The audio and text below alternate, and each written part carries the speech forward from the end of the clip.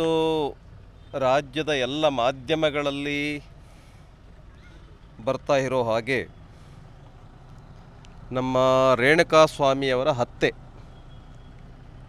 ಅತ್ಯಂತ ಭೀಭತ್ಸವಾಗಿರ್ತಕ್ಕಂಥ ಭೀಕರವಾಗಿರ್ತಕ್ಕಂಥ ಇಡೀ ನಾಡಿನ ಮನುಕುಲವೇ ತಲೆ ತಗ್ಗಿಸ್ತಕ್ಕಂಥ ಒಂದು ಘಟನೆ ನಮ್ಮ ಚಿತ್ರದುರ್ಗದ ರೇಣುಕಾಸ್ವಾಮಿ ಅವರ ಹತ್ಯೆಯಾಗಿದೆ.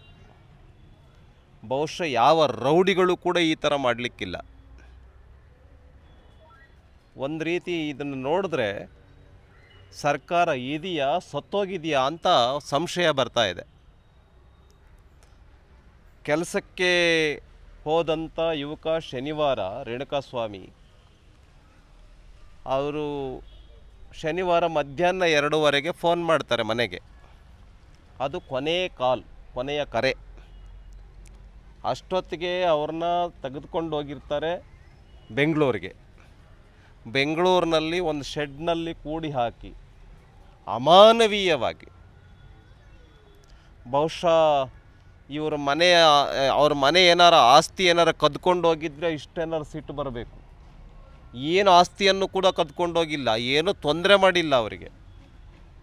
ಅಂಥ ಸಂದರ್ಭದಲ್ಲೂ ಕೂಡ ರೇಣುಕಾಸ್ವಾಮಿ ಅವ್ರನ್ನ ಹೀನಾಯವಾಗಿ ಹೊಡೆದು ಬಡ್ದು ಮರ್ಮಾಂಗಕ್ಕೆ ಹೊಡೆದು ಅದೆಷ್ಟು ಗಾಯಗಳಾಗಿದೆ. ಮೂಳೆಗಳು ಮುರಿದಿದೆ, ಬೆನ್ನು ಮೂಳೆ ಮುರಿದಿದೆ, ಕಾಲು ಕೈಗಳು ಮುರಿದಿದ್ದಾವೆ, ಮುಖ ಗೊತ್ತಿಡಿದಂಗೆ ವಿಚಿತ್ರ ಹಿಂಸೆಯನ್ನು ಕೊಟ್ಟಿದ್ದಾರೆ.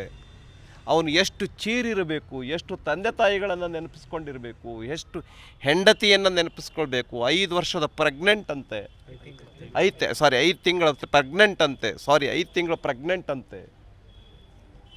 ಎಷ್ಟು ನೆನಪಿಸ್ಕೊಂಡಿರಬೇಕು. ಆ ಚಿತ್ರಗಳು ಕಣ್ಣು ಮುಂದೆ ಎಷ್ಟು ಸಾರಿ ಬಂದೋಗಿರಬೇಕು.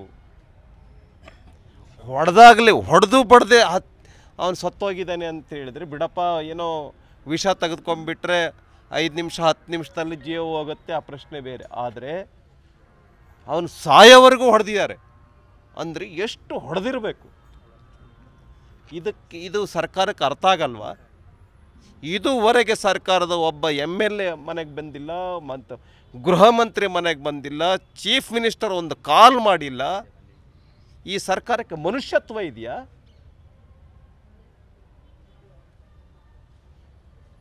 ಹಾಗಾಗಿ ನಾನು ಸರ್ಕಾರಕ್ಕೆ ಆಗ್ರಹ ಪಡಿಸ್ತೇನೆ.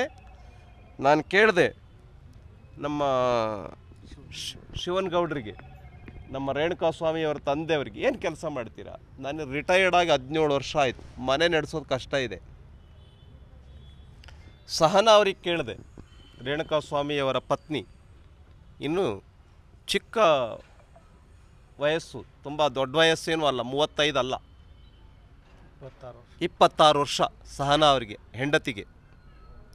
ಸೆಕೆಂಡ್ ಇಯರ್ PUC ಮುಗಿಸಿದ್ದಾರೆ, ಡಿಗ್ರಿಗೆ ಹೋಗಬೇಕಾಗಿತ್ತು, ಹೋಗಿಲ್ಲ, ಮದುವೆ ಆಗಿದೆ, ಒಳ್ಳೆ ಸಂಸಾರ. ಇಡೀ ಸಂಸಾರವನ್ನು ಹಾಳು ಮಾಡಿರ್ತಕ್ಕಂಥ ಯಾವನವನು ಹೀರೋನೋ ಜೀರೋನೋ ದರ್ಶನ್, ಅವನಿಗೆ ಈ ಭೂಲೋಕದಲ್ಲಿ ಇರಬಾರ್ದವನು. ಈ ಭೂಲೋಕದಲ್ಲಿ ಇನ್ನೊಂದು ಸಾರಿ ಶೂಟಿಂಗ್ ಅನ್ನುವಂಥ ಶಬ್ದ ಅವನ ಬಾಯಿಂದ ಬರಬಾರ್ದು. ಆ ರೀತಿಯ ಕಠಿಣ ಶಿಕ್ಷೆಯನ್ನು ಸರ್ಕಾರ ಕೊಡಬೇಕು ಅಂಥೇಳಿ ನಾನು ಆಗ್ರಹಪಡಿಸ್ತೇನೆ. ಅಷ್ಟೇ ಅಲ್ಲದೆ ಸಹನಾ ಅವರಿಗೆ ಏನು ಶಿಕ್ಷಣವನ್ನು ಪಡೆದಿದ್ದಾರೆ ಅದರ ಆಧಾರದ ಮೇಲೆ ಅವರಿಗೆ ಸರ್ಕಾರದ ನೌಕರಿಯನ್ನು ಕೊಡಬೇಕು. 1 ಕೋಟಿ ರೂಪಾಯಿ ಪರಿಹಾರವನ್ನು ಆ ಮನೆಗೆ ಕೊಡಬೇಕು ಅಂಥೇಳಿ ನಾನು ಸರ್ಕಾರಕ್ಕೆ ಆಗ್ರಹಪಡಿಸ್ತೇನೆ. ಸರ್ಕಾರ ಕೊಡದೆ ಹೋದರೆ ಬರ್ತಕ್ಕಂಥ ಸದನದಲ್ಲಿ ಈ ವಿಷಯವನ್ನು ನಾವು ತೆಗೆದುಕೊಳ್ತೇವೆ. ಸಹನಾ ಅವರ ಪರಿಸ್ಥಿತಿ ಏನಾಗುತ್ತೆ ಮುಂದೆ, ಜೀವನದ ಪರಿಸ್ಥಿತಿ, ಆಕೆಯನ್ನು ಕಾಪಾಡೋರು ಯಾರು? ಈ ಮನೆಯನ್ನು ಕಾಪಾಡ್ತಾ ಇರ್ತಕ್ಕಂಥದ್ದು ರೇಣುಕಾಸ್ವಾಮಿಯವರು ನೋಡ್ಕೊಳ್ತಾ ಇದ್ದರು. ಈ ಮನೆಗೆ ಆಧಾರ ಯಾರು? ಈ ಥರ ಅನೇಕ ಪ್ರಶ್ನೆಗಳನ್ನು ಮುಖ್ಯಮಂತ್ರಿಗಳಿಗೆ, ಗೃಹ ಮಂತ್ರಿಗಳಿಗೆ, ಸರ್ಕಾರದ ಗಮನಕ್ಕೆ ತರ್ತೇವೆ. ಈ ಮನೆಗೆ ಪರಿಹಾರ ಸಿಗೋವರೆಗೂ ಮತ್ತು ಸರ್ಕಾರಿ ನೌಕರಿ ಸಿಗೋವರೆಗೂ, ಮತ್ತು ಆ ದರ್ಶನ್ ಹೀರೋನೋ ಜೀರೋನೋ, ನನ್ನ ಪ್ರಕಾರ ಈ ಚಿತ್ರಲೋಕಕ್ಕೆ ಬಂದು ಒಳ್ಳೆಯದು ಮಾಡೋದಕ್ಕಿಂತ ಹೆಚ್ಚಾಗಿ ಕೆಡುಕನ್ನೇ ಮಾಡಿದ್ದಾನೆ. ಹಾಗಾಗಿ ಸರ್ಕಾರ ಯಾವುದೇ ಇನ್ಫ್ಲುಯೆನ್ಸು, ಪ್ರಭಾವ ಇವು ಯಾವುದನ್ನು ಕೂಡ ಗಣನೆಗೆ ತೆಗೆದುಕೊಳ್ತೇನೆ ಸರಿಯಾದ ಕಠಿಣ ಶಿಕ್ಷೆಯನ್ನು ವಿಧಿಸಬೇಕು ಅಂತೇಳಿ ನಾನು ಸರ್ಕಾರವನ್ನು ಆಗ್ರಹಿಸ್ತೇನೆ. ನಾವು ಮಾತಾಡ್ತೇವೆ, ನಾನು ಅಧ್ಯಕ್ಷರ ಜೊತೆ ಮಾತಾಡ್ತೇವೆ, ನಿಶ್ಚಿತವಾಗಿ ನಾವು ಮಾಡ್ತೇವೆ. ನಾನು ಈಗ ಬಹಿರಂಗಪಡಿಸೋದಿಲ್ಲ, ನಿಶ್ಚಿತವಾಗಿ ನಾವು ಮಾಡ್ತೇವೆ.